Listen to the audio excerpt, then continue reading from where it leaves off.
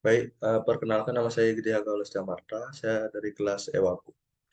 Baik, di sini saya akan mempresentasikan eh, prediksi harga tertinggi saham PT Telkom menggunakan algoritma long short term memory atau disebut dengan LSTM. Sebelum saya memulai, saya mohon maaf jika suara saya serak, saya sedang tidak enak badan. Dan yang selanjutnya, untuk latar belakang, investasi merupakan pilihan orang untuk mempersiapkan keuangan di masa depan. Saham merupakan penyertaan modal seseorang atau badan terhadap sebuah perusahaan. Di mana investasi saham merupakan bentuk investasi pada penyertaan modal yang dipercayakan kepada sebuah saham suatu perusahaan. Investor memiliki klaim pada aset perusahaan serta berhak mengikuti rapat perusahaan terkait. Investasi saham ini bertujuan untuk mempersiapkan dana di masa depan, penghasilan jangka panjang yang bisa dipersiapkan untuk modal usaha nantinya. Banyak keuntungan dari investasi saham, namun banyak juga resiko kerugian dalam investasi ini. Maka dari itu perlu diadakan prediksi dan analisis pada saham yang akan diinvestasikan untuk mengurangi kerugian. Banyak cara dalam melakukan prediksi dan analisis. Salah satu contohnya adalah menggunakan sebuah machine learning dengan menerapkan algoritma long short term memory atau disebut dengan LSTM.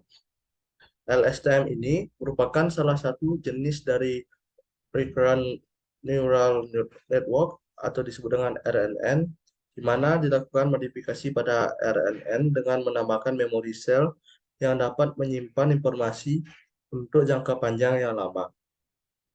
Jika dibandingkan dengan RNN, mode LSTM dapat mengatur memori pada setiap masukannya dengan memori sel dan gauge unit, sehingga dapat menggabungkan informasi saat ini dengan informasi masa lalu.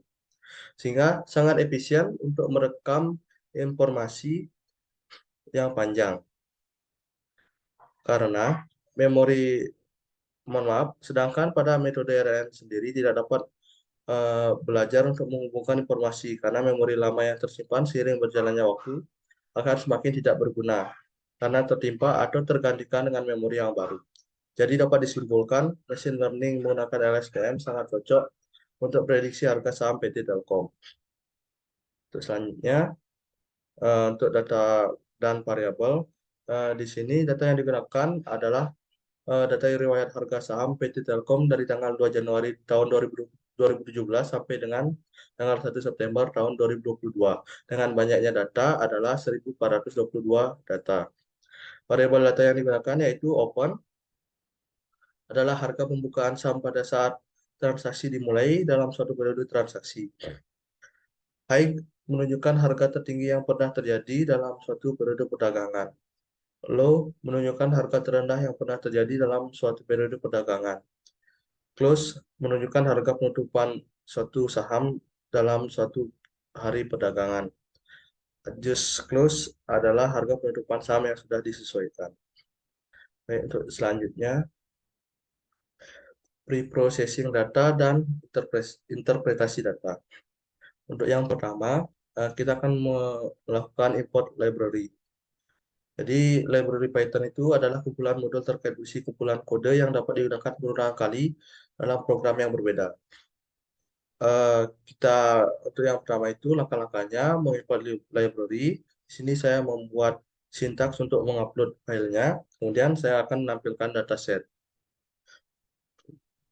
Kemudian untuk yang kedua, eksplorasi data.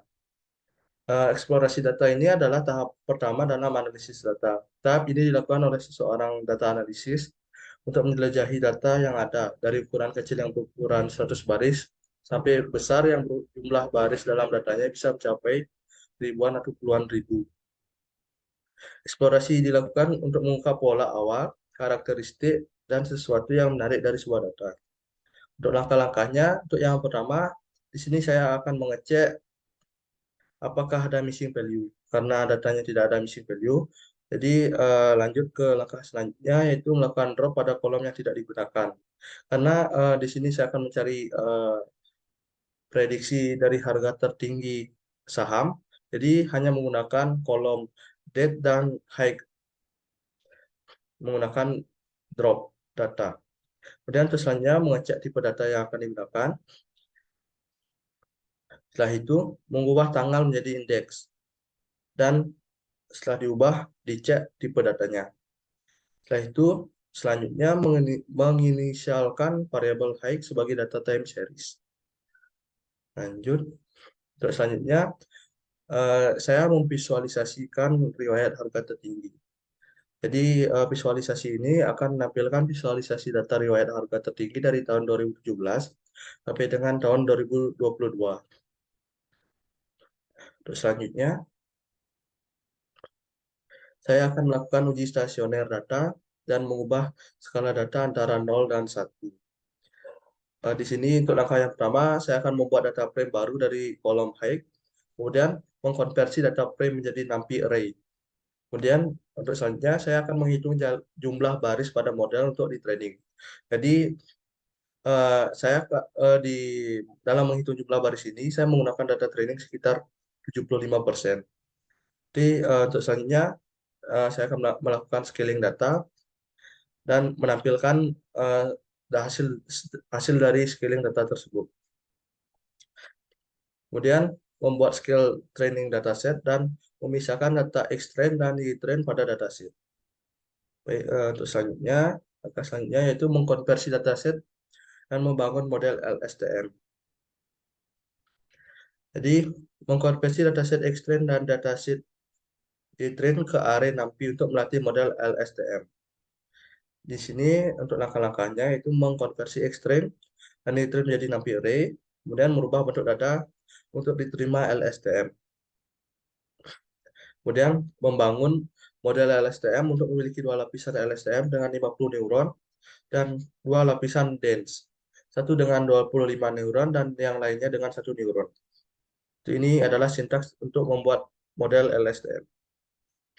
Selanjutnya, saya akan mengkompilasi data dan membuat dataset tes. Di sini kompilasi modelnya itu saya menggunakan fungsi mean square error atau disebut dengan MSE. MSE ini adalah rata-rata kesalahan kuadrat antara nilai aktual dan nilai peramalan.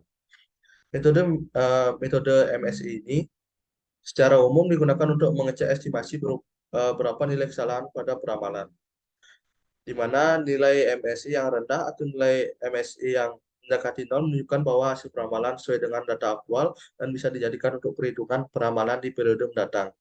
Metode mean square error biasanya digunakan untuk mengevaluasi metode pengukuran dengan model regresi atau model peramalan seperti moving average, moving average, dan analisis trend line. Untuk langkah-langkahnya, yang pertama, saya mengkompilasikan model. Kemudian saya mentrain model. Selanjutnya, setelah mentrain model, saya akan membuat data mohon maaf, membuat tes dataset. Untuk yang pertama, tes dataset ini sintaksnya, kemudian membuat X-test dan Y-test dataset. Setelah itu, saya mengkonversikan X-test ke NumPy array dan membentuk data yang diterima oleh LSTM. Dan untuk langkah yang terakhir yaitu mencari hasil prediksi yang valid. Di mana untuk mendapatkan nilai prediksi model, ini adalah sintaksnya, kemudian menampilkan hasil prediksi, kemudian saya akan menghitung nilai RSME. Kemudian untuk selanjutnya, di sini saya akan membuat data untuk grafik, untuk visualisasi data. Dan setelah data dibuat, saya akan memvisualisasikan data tersebut dan menampilkan hasil akhir yang valid. Dan ini adalah visualisasi data yang telah saya buat menggunakan library Matplotlib. Terus selanjutnya, ini merupakan hasil data yang valid.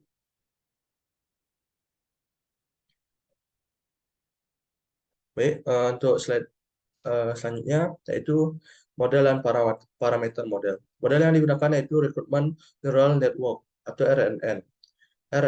RNN ini merupakan salah satu bentuk arsitektur Artificial Neural Network atau ANN yang dirancang khusus untuk memproses data yang bersambung atau berurutan, atau disebut dengan sequential data. RNN ini biasanya digunakan untuk menyelesaikan tugas yang terkait dengan data time series, misalnya data harga saham. RNN ini tidak membawa begitu saja informasi dari masa lalu dalam proses pembelajarannya. Berbeda dengan neural network konvensional, desain multilayer RNN ini memiliki kemampuan menyimpan memori yang dapat dipergunakan untuk proses selanjutnya. Hal ini sangat diperlukan dalam pemrosesan data runtun waktu yang memiliki keterikatan dengan data sebelumnya dan sesudahnya. LSTM diusulkan sebagai solusi untuk mengatasi terjadinya vanishing gradient pada RNN saat memproses data sekuensial yang panjang.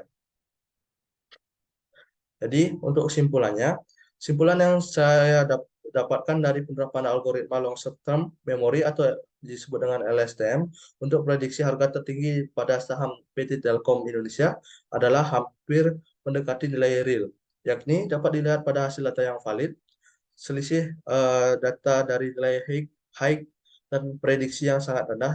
Jadi, dapat disimpulkan model dalam memprediksi harga saham ada dalam kriteria sangat baik.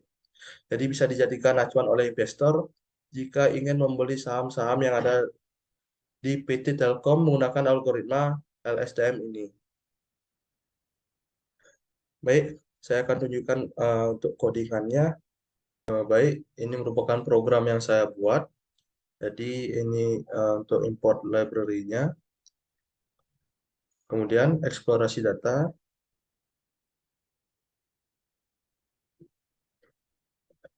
Setelah itu visualisasi riwayat harga tertinggi menggunakan matplotlib. Dan saya mau melakukan uji stasioner data dengan membuat data frame baru dengan menggunakan variabel height menjadi array dengan data training sekitar 75%. Setelah itu, saya mengubah skala kumpulan data menjadi nilai antara 0 dan 1. Ini hasilnya. Mengkonversi dataset X-train dan dataset Y-train ke array NumPy untuk melatih model LSTM. Dan membangun model LSTM untuk memiliki dua lapisan LSTM dengan 50 neuron dan dua lapisan dense, satu dengan 25 neuron dan yang lainnya dengan satu neuron. Dan mengkompilasi model menggunakan fungsi mean squared error atau MSE, membuat tes dataset, memprediksi data. Setelah membuat tes dataset, saya lakukan memprediksi data. Dan ini adalah hasil prediksi datanya.